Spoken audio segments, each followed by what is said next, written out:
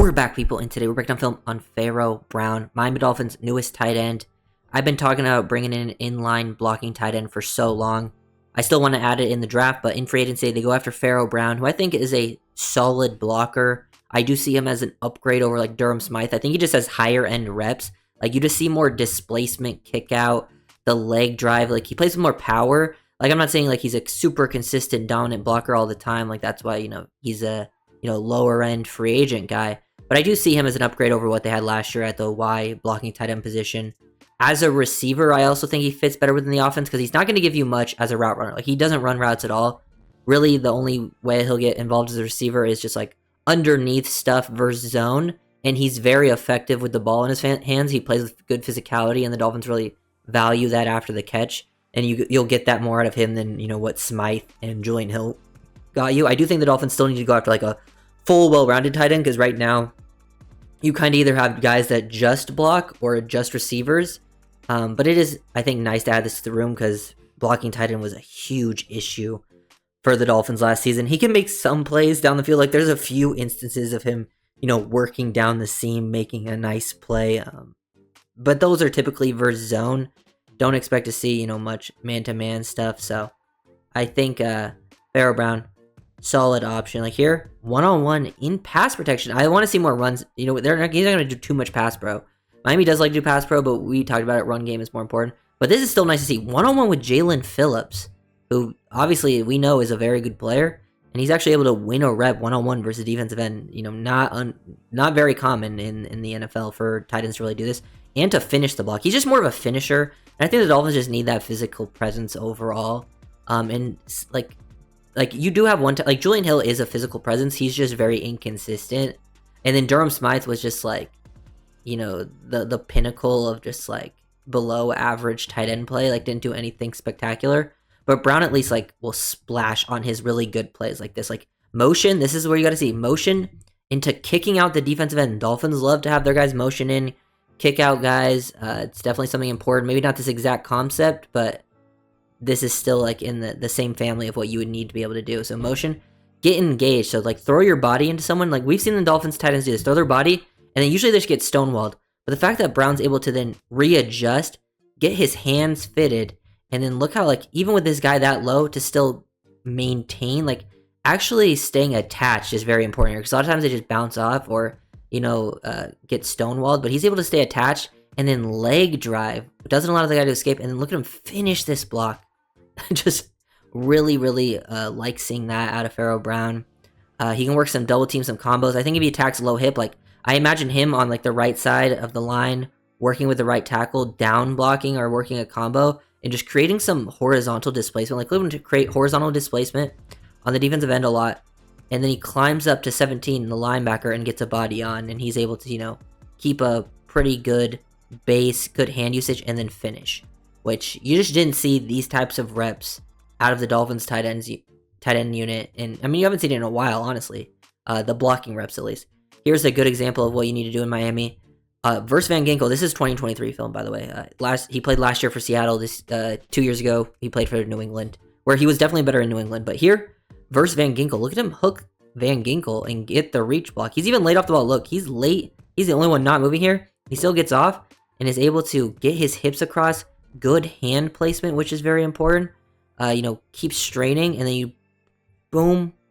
It's all about positioning sometimes and leverage. And he's able to finish and catch Van Ginkel off the edge. And now they were able to capture the edge on this play, which is something you have to be able to do in Miami. So even though he's laid off the ball there, he wins with technique and some just good power leg drive stuff. And then if he is going to be used as a receiver, which I don't imagine he will get too much receiving work. But you never know. In Miami, sometimes, they face a lot of zone coverage because you have Tyreek and Waddle. Sometimes they dump it off to the tight end underneath. He might be in the game. He's at least a physical guy, tough to tackle. Like, DBs are not going to have fun tackling because he's just trying to run him over. And this is something Dolphins clearly value. I think the Shanahan scheme loves those type of tight ends.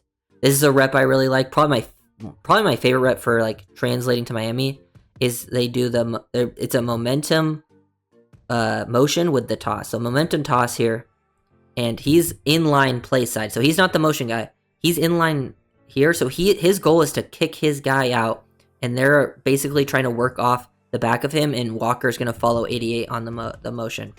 So the fact that he's able to get his guy wide enough, sustain the block, good hand usage, and look at the leg drive, and he doesn't allow the guy to disengage. Because the guy's trying to set the edge, but he's able to widen him just enough so he's not able to get around, and everyone else is able to reach and maintain. This is exactly what they do in Miami, and Walker's able to get a good gain. Brown sustained that block, and that's all just, last season stuff, so it's obviously still in the bag. I think he's 30. 1 year, I think, at 1 year rental at 30. Overall, the Dolphins have gotten younger in free agency, which I think is important. Dolphins were very old last season. I think adding someone at 30 is fine.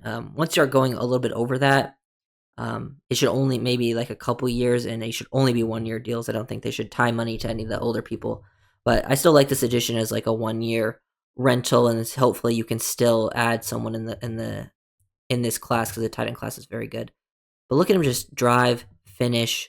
Love seeing that out of him for sure. Like I'm saying, down blocking like this, attacking the hip of the defensive end and driving him. Like, look at this hole that's created here, because this guy's already knifing to the inside, but just continuing to use his momentum against him. I mean, it's just like the perfect play call, understanding situation. Like, you just didn't see this at all. Like, even though I think like Durham Smythe is not capable of this, he's not capable of like the power, the leg drive to actually do this. Usually, he just gets his body on someone if his blocked works. It was like that. Julian Hill, I think, has the physical capability of doing this because of, I think he actually plays with power, but he's just like plays out of control, and that will cause like penalties, or like he'll whiff a block because of that. But Brown is more under control doing those things and still creating a push, and look like he's still driving Hassan Reddick right here. He's still getting pushed down, which is really, really nice. So love seeing that out of Brown. Good job firing off the ball in double teams, creating push, getting up there, guys falling to the ground. Just pretty funny stuff to watch. So really enjoy that stuff from Pharaoh. Cutting off on the backside. He's just trying to steal this guy, and look at him, like this guy gets low. Boom. He basically snatches a defensive end in the run game, which is, not something you see very commonly. I think that's Clemens, who isn't the best player, but it's still nice to see a tight end winning some one-on-one blocks versus defensive ends, defensive tackles. And then, like I was saying, some receiving, if he's going to be a receiving threat, it's either underneath versus zone, or he can attack the seam versus zone as well, get down the middle of the field in that seam, and if he's open, he'll make a catch. He'll show some straight line speed, not really super athletic outside of that. But there's some fun stuff, like here, lined up at fullback, like seeing some positional versatility out of him, and then just getting a dump off and becoming a decent threat off the catch. The Dolphins need yak threats. They need someone underneath that can take advantage of the open space created by your very explosive wide receivers. And you had that last year in Jonnu. That's why it was so important. But the other tight ends didn't really do that for you when they were in the game, and they have to be in the game because they're better blockers than Jonnu. But now having Pharaoh, who can at least give you a little something there if he is going to get some catches, that's nice. I actually would love, if Pharaoh Brown is your tight end 3, that would be great. So like my goal for the team is, Jonnu is your tight end 1 at F. He's your F tight end 1. And in the draft, you draft someone, maybe day 1, day 2, whatever. That's also a beast, and he can be your Y tight end 1. And those are like your first 2 tight ends, play different positions, very valuable. And then after that, you have Pharaoh Brown, who can give you some consistency as a blocker. And if they want to keep someone else on the roster, that's fine. But those are like kind of my ideal work for the tight end position. I don't know if they'll get that, because the Dolphins still have more needs to fill at other spots, like D lineman, corner. But it's still very early in the process, so we'll see how that all plays out. Here he is, sealing off Jordan Brooks, getting that to the ground, and then still looking for work. Like, everyone gets tripped up here. He still just goes, looks for work, get a body on David Long. I mean, I know the play's getting blown up in the backfield, but constantly looking for work. Those are the things that you want to see. One-on-one with Deshaun Hand. Like, Deshaun Hand makes the tackle here, but it's 6 yards down the field. Like, the fact that he's able to, because, like, him and Deshaun Hand just straight up base block. They meet. There's no, like, knifing to the inside and he uses momentum against him. No, they straight up meet. And the fact that he's able to get up underneath, look at him kind of lift, and then torque Deshaun Hand horizontally like this, not easy for a tight end. And Deshaun Hand is a D tackle, man. Like, he's able to move. And Deshaun Hand's not a bad player. Like, he was a solid depth player for Miami for a while. Moves him out of there, and now he's able to, like, shed late. But in most situations, the tight end does not have that effective a block. That's about as good as it gets, I think, in those situations. And you pick up just a nice, solid 6-yard gain out there. So, Pharaoh Brown, someone that I Definitely another low end pickup. I think I haven't seen all the numbers on some of these later 1 year deals yet, but I imagine they're all pretty low. Usually when they're not reported very quickly, it's like around the minimum or a little bit above the minimum, and we'll see how some of these things are constructed. Maybe even some of them have void years or something like that. Um, we'll wait to see, but I don't imagine it's going to be much. So I think a lot of these signings, I liked KJ Britt as well. Some cheaper signings, guys that can at least have some sort of role for you in the depth, because the Dolphins need depth for sure. You have a lot of guys filled at like your premium positions. You have a lot of like high end players at your premium position as starters, but you're missing certain spots and you're missing some depth players. And so this is one that I think is one of the probably like top 4 or 5 signings the Dolphins have made so far. It's not my favorite one, obviously.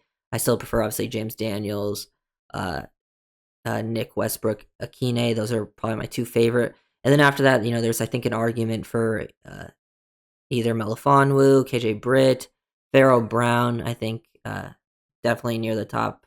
And then after that, I wasn't huge on some of the other signings, but they were fine. Nothing that made me like really pissed off. I mean, maybe there was a re-signing that pissed me off, but we won't talk about that. So if you're the new, like, guys,